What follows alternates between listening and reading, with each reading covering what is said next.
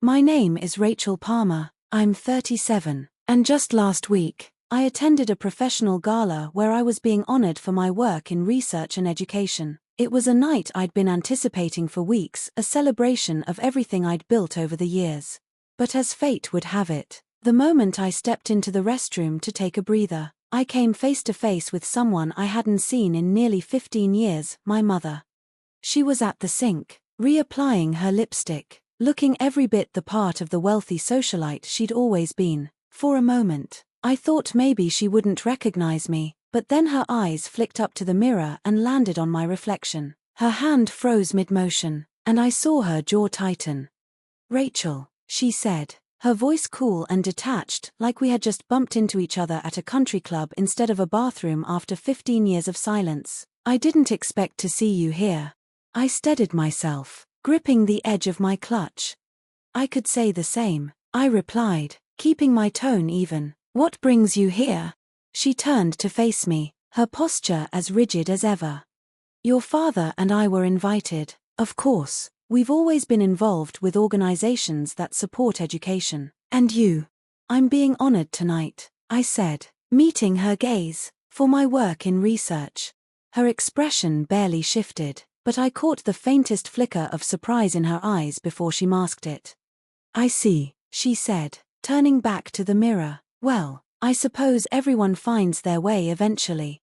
Her words brought me back to the day I walked out of that house for the last time. I was 19, and the years leading up to that moment hadn't been easy. In high school, I struggled with depression, but in my family, that wasn't something you admitted. "What could you possibly be sad about?" my mother had said once, her voice dripping with irritation when I tried to open up to her. "You have everything, more than most kids your age. You're just making excuses." The truth was, I'd been drowning. The pressure to be perfect, to live up to the Palmer name, was suffocating. I tried to keep up, but my grades started slipping during my junior year. By senior year, I was barely holding on. My parents didn't see a kid who needed help, they saw a failure, an embarrassment. When I only got into a community college, my father's fury was unmatched. "This family has standards," he had said that night, pacing the living room while I stood there, clutching my acceptance letter. "And you've done nothing but drag us down. You want to waste your life? Fine, but you'll do it on your own." I had been kicked out of the house. I remember the weight of that duffel bag as I left that night. It wasn't just filled with clothes, it held the reality of being completely on my own. My parents didn't even come to the door to say goodbye. My mother stayed seated on the couch, scrolling through her phone as if I didn't exist. My father had disappeared into his study after delivering his ultimatum. I felt invisible, discarded, like I had never been a part of their world to begin with. For the first few weeks, I stayed with a friend, sleeping on her pull-out couch while I tried to figure out my next steps. Community college wasn't glamorous, but it felt like the only thing I could control. I worked part-time at a diner to cover tuition and rent. When I finally scraped together enough to move into a tiny studio apartment, it was a grind, balancing classes, work, and the overwhelming sense of failure that clung to me like a second skin.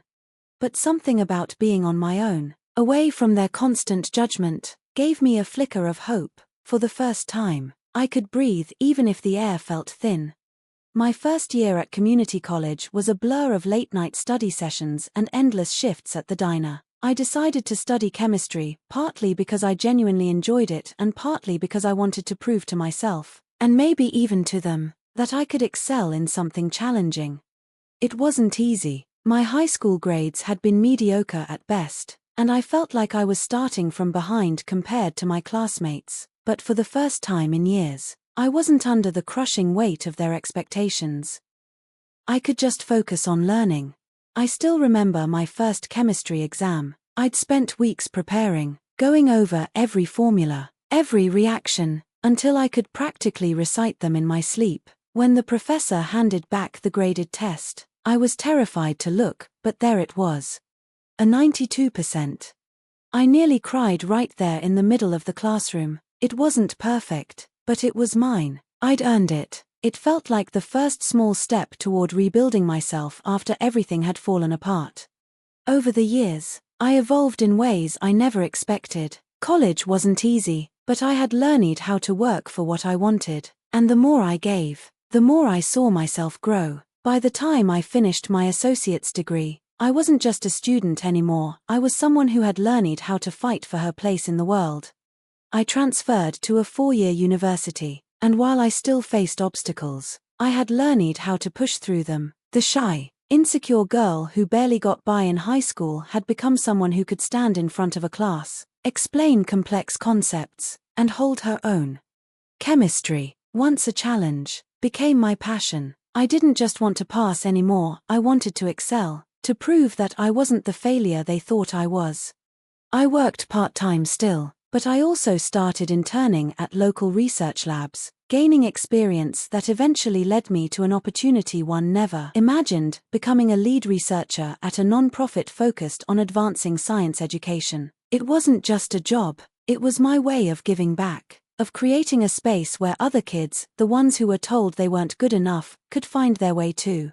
Graduating with my bachelor's degree was supposed to be a moment of triumph, but when it came time to celebrate, I realized something. My parents hadn't even called, not to congratulate me, not to ask about my plans, nothing.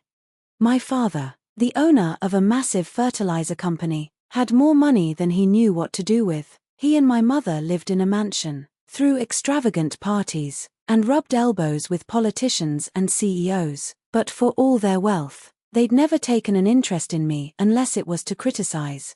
Even after I graduated with honors, after I'd worked my ass off to get where I was, I didn't exist in their world. I was a reminder of their failure, an inconvenient blemish on their perfect lives.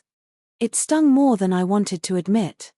I had hoped, maybe foolishly, that they'd at least acknowledge the hard work I'd put in, but they didn't. It was as if I had never mattered to them, and that realization hit harder than I cared to admit. The only family member who bothered to show up at my graduation ceremony was Aunt Lydia. She was my mother's younger sister, the black sheep of the family. Lydia had never cared much for my parents' rigid standards, and while they shunned her for being too eccentric, she was always kind to me. She was the one person who would call on my birthday, even when my parents pretended I didn't exist. When I saw her in the crowd, I felt a lump form in my throat. She waved at me excitedly from the back, and after the ceremony, I found her in the parking lot, waiting with a huge bouquet of flowers. "You did it, kid," she said, pulling me into a tight hug. "I'm so proud of you." It was a small comfort, but it was something. It wasn't the cold silence I'd gotten from my parents. Aunt Lydia was the one who reminded me that family didn't have to mean perfection, that love could come from unexpected places. She didn't care that I hadn't followed the straight path they wanted for me. She cared that I had made it on my own, no matter the hurdles. A few months after graduation, I was wrapping up a research project at the university when one of my professors, Dr. Collins, pulled me aside. He was an old-school chemist, the kind who had a passion for the periodic table like it was a work of art. He'd noticed my work ethic, my persistence despite everything I'd been through. "Rachel," he said, his voice low and thoughtful, "I've been in touch with some colleagues at Oxford University. They're offering a research opportunity in environmental chemistry, and I think you'd be a perfect fit." At first, I thought it was a joke. Oxford, one of the most prestigious universities in the world. Me. But Dr. Collins insisted. He told me that this wasn't just a job, it was a chance to make real contributions to the field and that I deserved the opportunity. "Don't let fear hold you back, Rachel," he said. "You've proven yourself. Now it's time to take that next step." I applied, hesitantly at first, not fully believing it could happen. The application process was rigorous, and I wasn't sure I'd make the cut. But then, weeks later, I received an email. "We are pleased to inform you that you've been awarded a research grant for your proposed work in environmental chemistry at Oxford University." I moved to England without telling anyone, not my parents, not any of my old friends. The only person who knew was Aunt Lydia. I called her a few days before I left, and she was the one who encouraged me to go. "You've worked too hard to let anything hold you back," she said. "Do this for yourself, Rachel. She understood why I needed to disappear, why I needed to escape the shadows of my past and carve out a new future without anyone's expectations hanging over me. I asked Lydia not to tell anyone where I'd gone. I didn't want them to try and find me, didn't want the weight of their judgment pulling me back. So I left, boarding a plane to Oxford with nothing but a backpack and the faint hope that this could be my chance to finally become the person I had always dreamed of being. I settled into a small flat in Oxford and threw myself into my work. The first few weeks were tough, the language, the culture, the isolation, but the more I immersed myself in my research, the more I felt at home. I was working on projects that mattered, things that could make a real impact on the world. The chemistry I studied was no longer just about passing exams or proving myself to my parents, it was about changing the future. As the years passed, I completed my master's degree and then, driven by the momentum of my research, I applied for a PhD. The process was grueling, but I was determined. I had found my place at Oxford, and there was no turning back. After years of sleepless nights and endless lab experiments, I earned my PhD, becoming a respected researcher in the field of environmental chemistry. After finishing my PhD, the next step seemed almost too surreal to grasp. I was offered a position as a professor at the University of Cambridge. It felt like a dream I never dared to chase, not because I didn't think I deserved it, but because I never imagined I would be given the chance. I had worked so hard to get to this point, and yet, the recognition still felt like it was happening to someone else. At Cambridge, I was able to teach and mentor the next generation of students, something I hadn't expected to find so fulfilling. The freedom to shape minds, to pass on the knowledge and passion I had gained, was beyond anything I could have imagined back when I was struggling through community college. I had gone from being the girl who didn't belong to someone who could stand at the front of a classroom and be taken seriously. But there was still a piece of me that was always looking over my shoulder, wondering if anyone back home knew where I was, if anyone cared enough to find out. I hadn't heard from my parents since I left, no calls, no letters, no attempts to reach out. I wondered if they even thought about me. As my mother turned back to the mirror, adjusting her lipstick, I felt a familiar weight settle in my chest. Her words, "Everyone finds their way eventually," echoed in my head, and I couldn't help but wonder if she really believed it.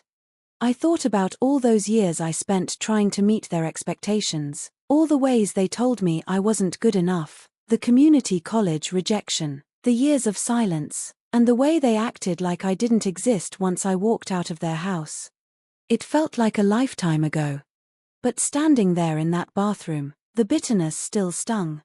I had worked so hard to get to this point, leaving everything behind, moving to England, finishing my master's and PhD, becoming a professor at Cambridge, and yet, there she was, standing in front of me, acting like my entire journey had been some kind of afterthought.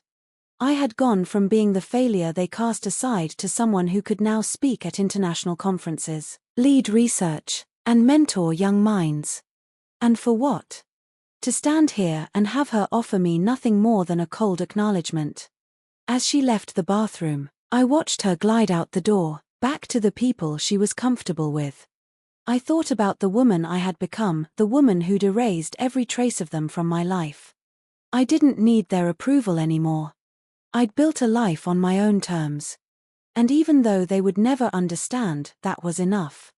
The gala ceremony began shortly after my mother disappeared into the crowd. I took a deep breath, trying to shake off the weight of that encounter. The clinking of glasses, the hum of polite conversation, it all felt distant now. It was time to take my place, to step into the role I had fought so hard to claim. The stage was set, the lights shone down on the sea of well-dressed guests, and the moment I had been anticipating for months was finally here. I made my way to the front as they called my name, the words echoing through the room. Rachel Palmer, honored for her groundbreaking contributions to education and sustainable chemistry. The applause was deafening. But it felt strangely hollow, like I was listening to someone else's life unfold. I took the stage, trying to maintain a calm exterior, but inside, All I could think about was the fact that I was standing in front of an audience of people who knew nothing of the path I had taken to get here. No idea what it had cost me to get this far. The spotlight hit me, and I could feel my heart racing in my chest. This wasn't just a recognition of my work in chemistry. This was my way of showing the world that I was more than the person my parents had tried to make me believe I was. This was the moment where I stood on my own 2 feet, with nothing to prove to anyone but myself. The host's voice rang out, drawing everyone's attention. And now, ladies and gentlemen, we have an exciting announcement. In recognition of groundbreaking work in education and sustainable chemistry, a generous and anonymous donor has pledged a grant of $2 million to the recipient of this award. The room went quiet, and I felt every pair of eyes shift toward me. My heart raced. This extraordinary contribution is intended to support the recipient's research and further their impact on the world of education. I blinked, momentarily stunned. $2 million. The number hung in the air, surreal and overwhelming, but the announcement wasn't directly for me, it was for the recipient of the award, someone whose name hadn't been revealed yet. I was still processing everything when I heard the host's voice continue. This grant, though anonymous, will be bestowed upon the person tonight who has demonstrated exceptional dedication to their work in advancing chemistry and education.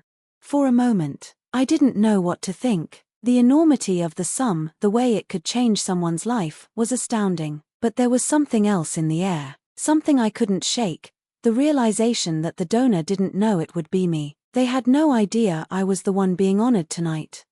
As the announcement echoed through the room, my eyes wandered across the crowd, trying to catch a glimpse of the people around me, but then something caught my attention, a subtle shift near the back, just beside the exit. I saw him. My father. He stood up abruptly, his face twisted in disgust. His eyes met mine for a brief moment before he turned sharply and began making his way toward the door. His movements were swift and deliberate, as if he couldn't get out of that room fast enough. I couldn't believe what I was seeing. The man who had rejected me all those years ago, the one who had kicked me out of his house, was leaving as soon as he heard the news of the grant. He didn't even stay to see who was being recognized for the award. My chest tightened as a mix of emotions washed over me: anger, disbelief, and something darker, something more bitter. This was the moment I had been waiting for, the moment where everything I had worked for was finally being acknowledged. And yet, he couldn't even bring himself to stay in the room to witness it. He couldn't stomach the fact that the daughter he had written off was now standing at the front of the room, receiving everything he had always expected from someone else. As my father made his way toward the exit, I couldn't shake the feeling that something was wrong. The strange weight of his sudden departure settled over me, but before I could process it, the announcer's voice sliced through the room again. Ladies and gentlemen, the host continued, we are incredibly fortunate to not only have a generous donor for tonight's award but also a longtime supporter of education and sustainable chemistry. The $2 million grant, which will be awarded to the recipient of this honor, has been made possible through the contributions of Mosaic Fertilizers, a company led by one of the most influential figures in the fertilizer industry. Mosaic Fertilizers. My father's company. I froze. The donor, the one whose generosity had made this award possible, was my father's company. My chest tightened as the truth hit me.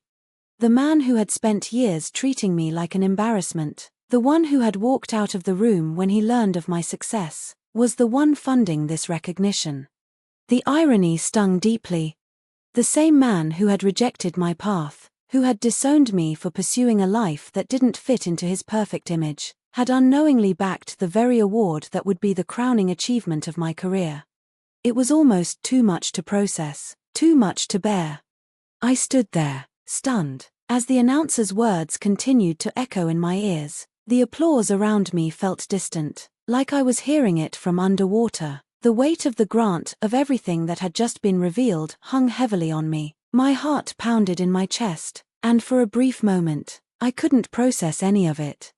Thank you, I managed to say into the microphone, my voice shaky but steady enough. The words felt hollow, too small for what I was feeling.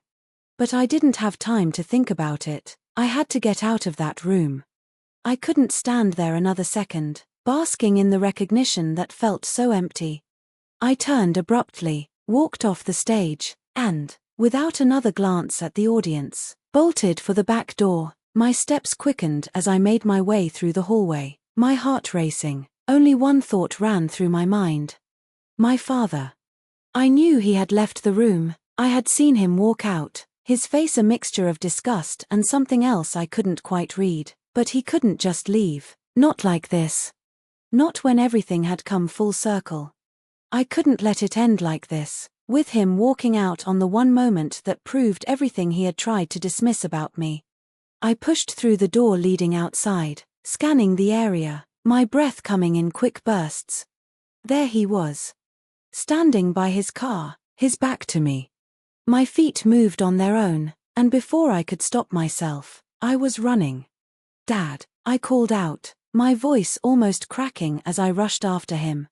He didn't look back at first, his shoulders were stiff, but when he finally turned around, I saw the bitter expression on his face. He had that same look I remembered from all those years ago, like everything was an insult to him. "What is it now, Rachel?" he asked sharply, his voice colder than I'd ever heard it. "You think I'm going to congratulate you?" I stopped just a few feet away, my heart hammering in my chest. I knew what this was about.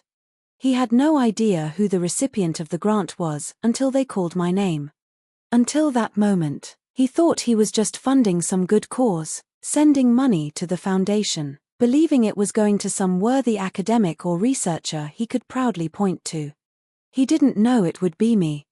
He sneered, his lips curling into a bitter smile. "I don't know whether to be disgusted or impressed, but here you are, taking my money. I'm sure that's exactly what you wanted, right?" I could see the resentment in his eyes. The grant, $2 million, had come from Mosaic Fertilizers, his company, but once the money was donated to the foundation, it was entirely out of his control. They had chosen who would receive it. And they chose me. The irony hit me like a wave. "I didn't ask for this," I said, keeping my voice steady despite the rush of emotions. "I never asked for your money or your approval. I earned this on my own, just like everything else." His eyes darkened, and he shook his head. "It doesn't change anything," he muttered. "You're still the failure I kicked out of my house all those years ago. No grant or award is going to change that." I felt a rush of anger, but I pushed it down. "It doesn't matter what you think anymore. I've made my own life, and if that money came from you, it doesn't mean anything to me."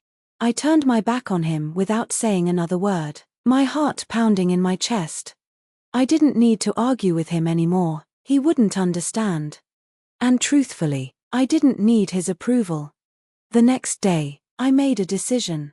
That $2 million grant, it wasn't my victory. It was just another reminder of everything I had escaped. So, I donated the entire sum, every last cent of it. I didn't want it, not from him, not with the strings that came attached to it. Instead, I directed it toward scholarships for underprivileged students who had been overlooked, underestimated, and written off. The money that had once been tied to rejection and bitterness was now part of something greater. Something that would outlast the sting of my father's judgment. For the first time, I realized that I didn't need his money, his approval, or his recognition. I had built my own legacy. One that would live on far beyond the walls of that gala.